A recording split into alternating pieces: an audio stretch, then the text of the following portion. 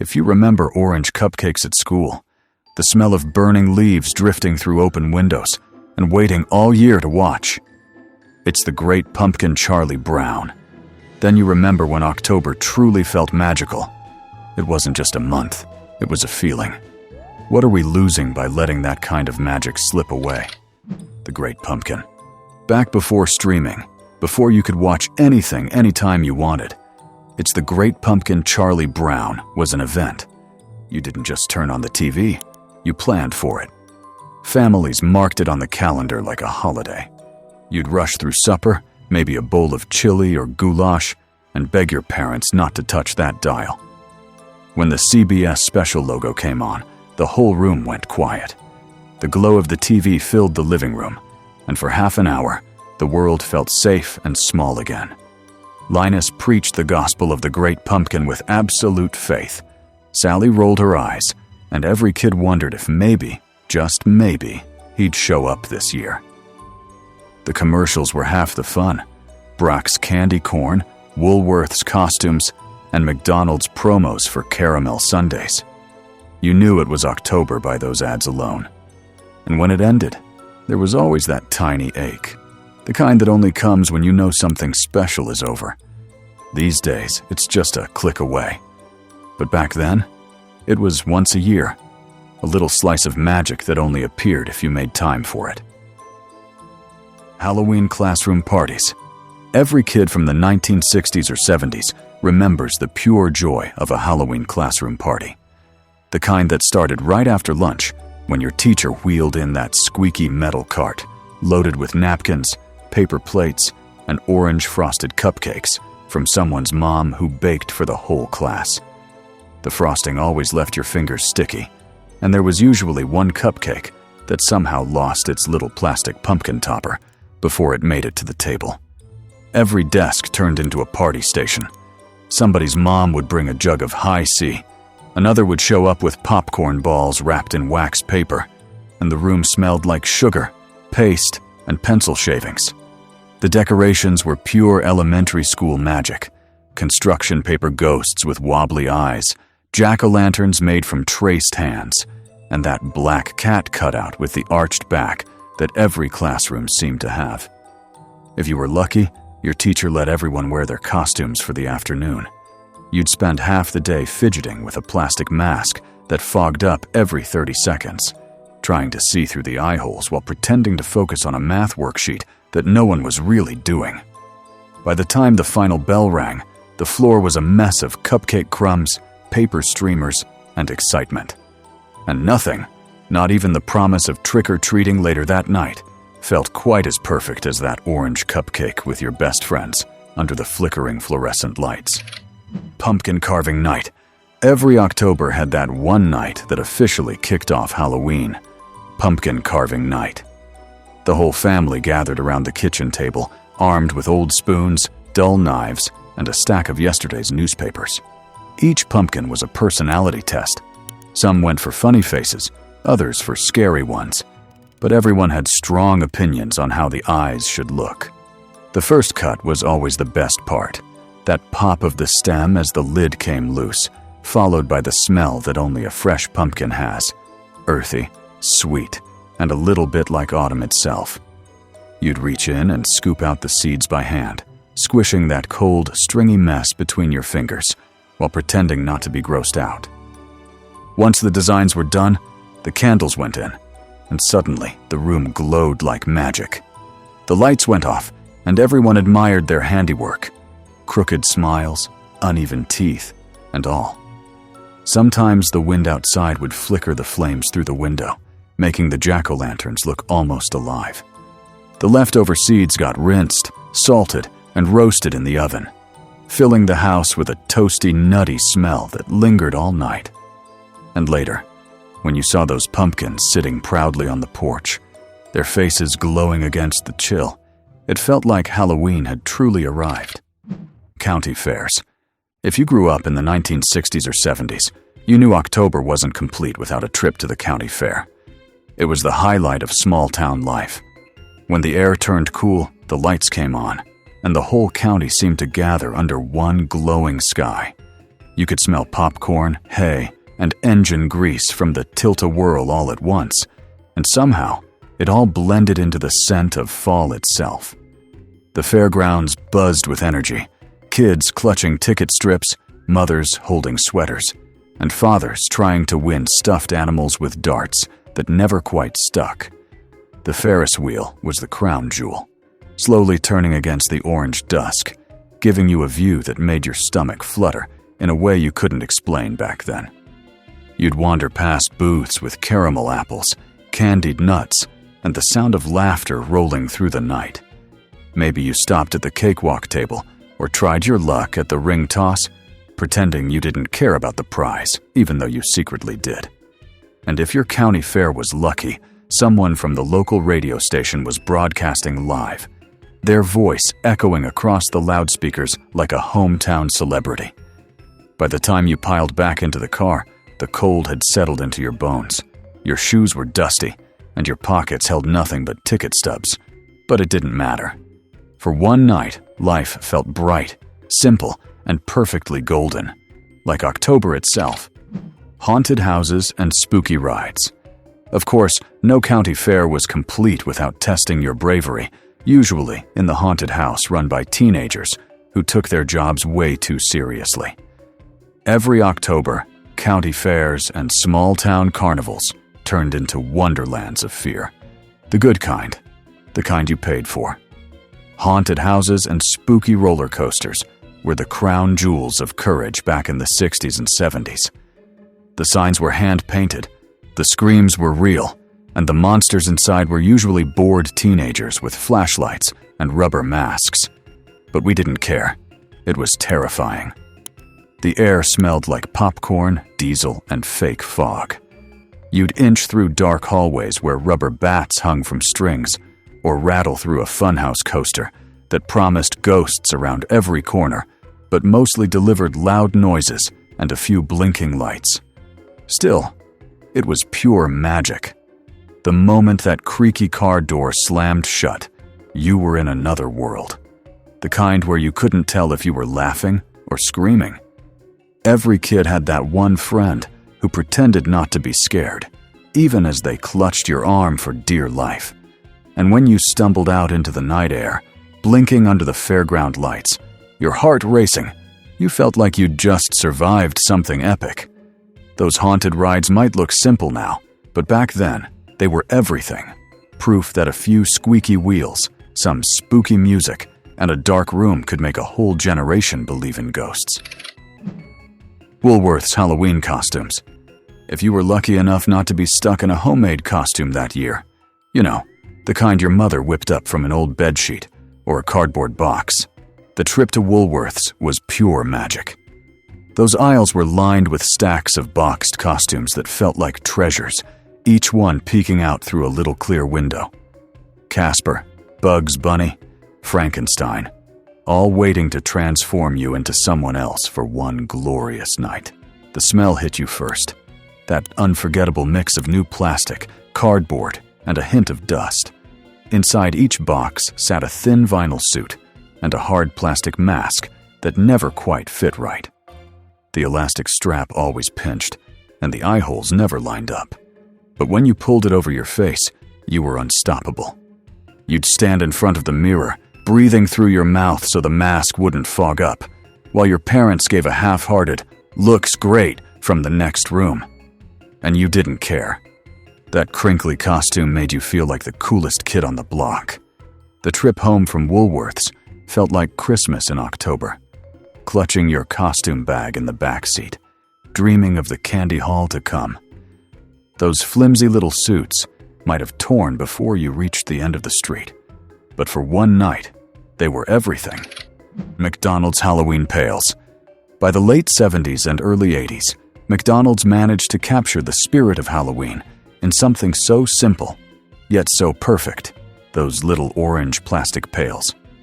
If you were lucky enough to get one, you carried it proudly from house to house like it was a badge of honor. Forget the pillowcase. This was the Cadillac of candy buckets. Each one had its own personality. There was McPumpkin, the smiling jack-o'-lantern, McBoo, the friendly ghost, and McGoblin with the mischievous grin. Some years they glowed in the dark, and later versions came with lids shaped like witch hats or ghost faces. And every single kid on the block wanted the new design the second they hit the counter. They were more than just candy containers. They were souvenirs of childhood itself. After Halloween, most kids used them to store crayons, marbles, or Matchbox cars. Some of us even kept ours for years, long after the handles cracked and the glow faded. That first moment of seeing them lined up on the McDonald's counter, the smell of fries in the air, the paper Happy Meal boxes stacked nearby, was pure October magic. Somehow, those little orange pails turned a fast food stop into a childhood ritual we never forgot. Trick-or-treat night. For kids in the 1960s and 70s, trick-or-treat night was the main event, the Super Bowl of October. The rules were simple: be polite, stay with your friends, and don't come home until your pillowcase was too heavy to carry. The whole neighborhood came alive once the sun went down. Porch lights flickered on one by one, and every front yard seemed to glow with jack-o'-lanterns in anticipation. You'd start out bundled in your costume, plastic mask already fogging up before you made it to the first house. The smell of damp leaves and candle wax filled the air as you climbed front steps, shouting, "Trick or treat," to people you only saw once a year. Most handed out candy, the good kind, like Milky Ways and Reese's Cups. But there was always that one house with popcorn balls or homemade fudge wrapped in foil, which your mom made you set aside when you got home. The night stretched on forever, block after block of giggling kids, flashlights bobbing, and the sound of plastic candy buckets clattering against full-sized Snickers bars. Some kids swore they'd hit every house in town. Others cut through backyards like candy pirates on a mission. By the time you stumbled back through your front door, your pillowcase weighed a ton and your mask strap was hanging by a thread. You'd dump it all out on the living room floor, sorting your loot into careful piles while your parents picked through for the tax. And even though your feet ached and your fingers were sticky from Smarties dust, you already couldn't wait to do it again next year. Sorting and trading candy. Once the porch lights went dark and your costume was tossed in a heap by the door, the real fun began. Dumping out your candy haul. Every kid had their own ritual. Some poured it onto the living room carpet like buried treasure. Others spread it neatly across the kitchen table, organizing it by brand, size, or trading potential. You'd sit cross-legged in front of that mountain of sugar, counting your candy bars like a banker balancing the books. The premium stock, Snickers, Reese's Cups, and Milky Ways, went straight into the keep pile. The Smarties and Tootsie Rolls went to the trade pile, and the Bit-O Honey, that went straight to Dad. If you had siblings, the negotiations got serious. "I'll trade you 2 Twix for that Butterfinger," someone would say, as if they were on the floor of the New York Stock Exchange. Parents hovered nearby, enforcing the annual candy tax, 1 or 2 of the good pieces for themselves, a rule every household knew by heart. By the end of the night, you were surrounded by candy wrappers, laughter, and the sound of the TV still playing in the background. Maybe Bewitched was on, or a rerun of The Addams Family. And there you were, sleepy, sticky-fingered, and perfectly content. Halloween might have been over, but in that moment, it still felt like the best night of the year. Vintage October TV specials and cartoons. When the candy had been counted and your costume was tossed over the back of a chair, it was time for the other October ritual, the TV specials. Back then, there were no streaming services or endless replays. If you missed it, you missed it. And that made every October broadcast feel like an event. The night usually started with, "It's the Great Pumpkin Charlie Brown," of course, the sacred half hour every kid in America waited for. But the magic didn't stop there. Bewitched reruns, The Addams Family, and The Munsters filled the week with harmless mischief and spooky charm. Saturday mornings brought Scooby-Doo with its haunted mansions and unmasking villains, followed by Fat Albert's Halloween special, or the Flintstones meet Rockula and Frankenstone. And then there were the ones that felt almost too special to be real. Disney's Halloween Treat, Garfield's Halloween Adventure, and the rare Bugs Bunny's Halloween Special.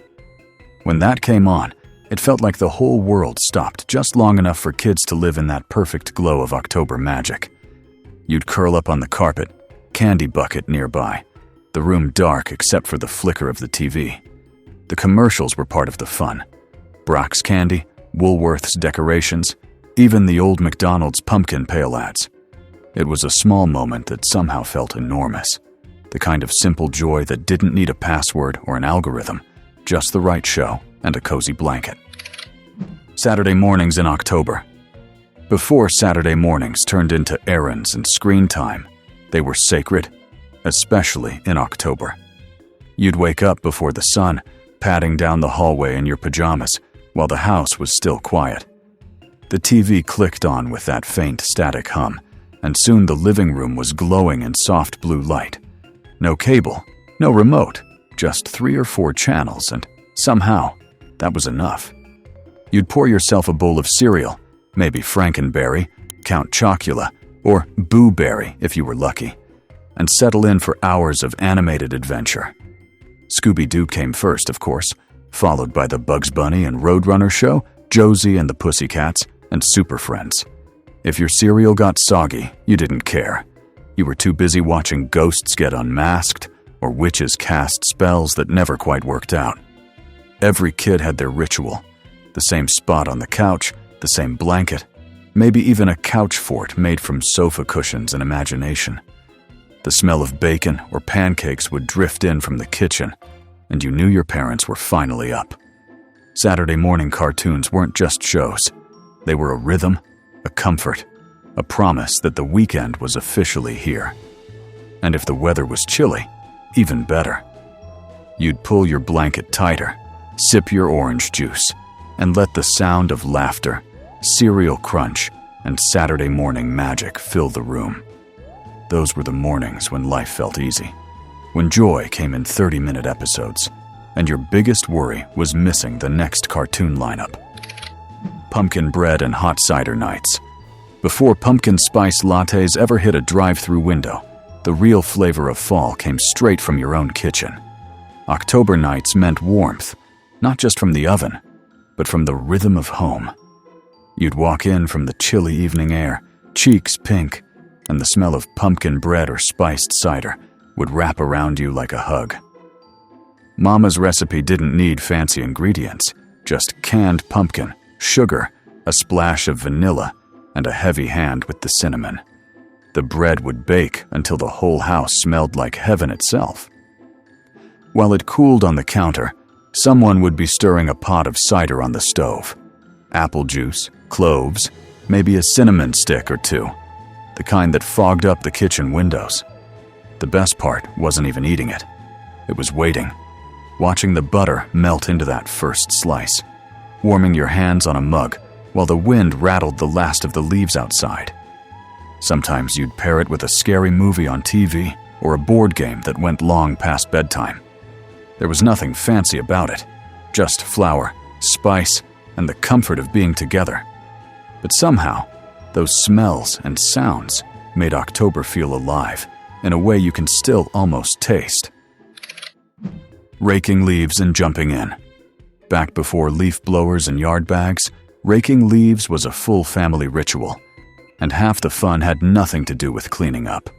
The grown-ups might have called it yard work, but to kids, it was pure October joy.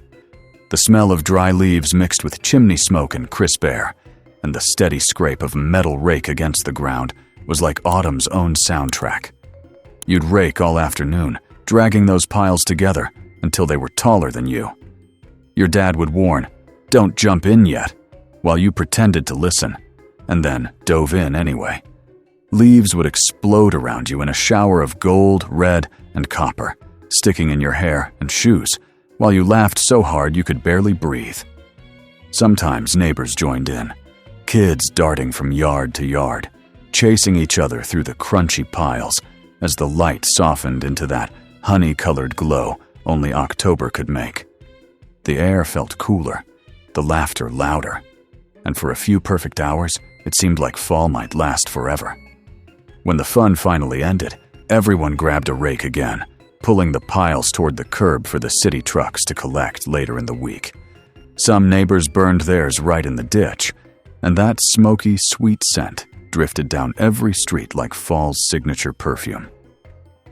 By the time the last rake was propped by the garage, your fingers were numb and your cheeks were warm from the cold. You'd head inside for cocoa or cider, tracking in half the leaves you just cleaned up. The soundtrack of October. If you close your eyes, you can still hear it, the unmistakable soundtrack of October. It wasn't just music on the radio, but the rhythm of the season itself. The scrape of rakes across neighborhood yards, the chatter of kids walking home from school, the crunch of leaves underfoot, and the faint whistle of the wind curling through the trees. Every sound blended into one big symphony that told you fall had truly arrived. Some afternoons, you could hear the marching band practicing at the high school, trumpets and drums carrying across the neighborhood. On Friday nights, those same sounds echoed from the football field. Cheerleaders shouting, bleachers creaking, and the voice of the announcer calling plays over the static of an old loudspeaker. And then there was the radio, always on in the kitchen or the family car. Somewhere between the commercials for Brack's Candy and the evening news, Bobby Boris Pickett's Monster Mash would come on, and you'd turn it up every time. It was goofy and perfect, a song that made the whole season feel alive.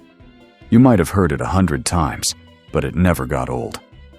Add in the crackle of fireplaces, the hum of a box fan pulling in cool air from the window, and the faint buzz of trick-or-treat night laughter drifting down the street.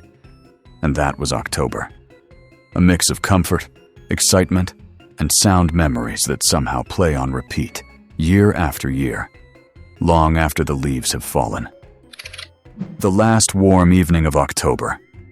Every October seemed to have one last warm evening, the kind that lingered like a secret between summer and fall. The sun would dip slow behind the trees, and the air felt softer somehow, carrying the smell of smoke, leaves, and something sweet from someone's kitchen window. The sound of crickets was fading, but they hadn't given up just yet. You might have been sitting on the porch steps, watching the jack-o'-lanterns begin to sag. The candles inside flickered low, their light dancing across faces that had smiled all week long. A few kids still rode their bikes past, their laughter echoing down the street, stretching the season just a little longer. Inside, your parents were probably talking about how chilly it was supposed to get, maybe pulling the first extra blanket out of the closet. The TV murmured in the background, a steady glow spilling into the room. You could feel the change coming, the kind that wasn't loud or sudden, just quiet and certain. That last warm evening was never marked on a calendar, but you always knew it when it came. It was the night the world felt still for just a moment, when October seemed to pause, take a breath, and say goodbye until next year. There you have it. If you remember orange cupcakes at school, the smell of burning leaves through open windows, and waiting all year to watch your favorite Halloween shows and cartoons. Then you remember what October used to feel like. It was more than just a month. It was a season full of small rituals, simple pleasures, and sounds that stitched together the rhythm of childhood. The laughter in leaf piles, the crackle of the radio, the glow of jack-o'-lanterns lined up on porches. Back then, the world seemed to slow down just long enough for us to notice how beautiful it was. Maybe that's the real magic we miss. Not just the things we did, but the way we paid attention to them. What are we losing by letting that kind of magic slip away?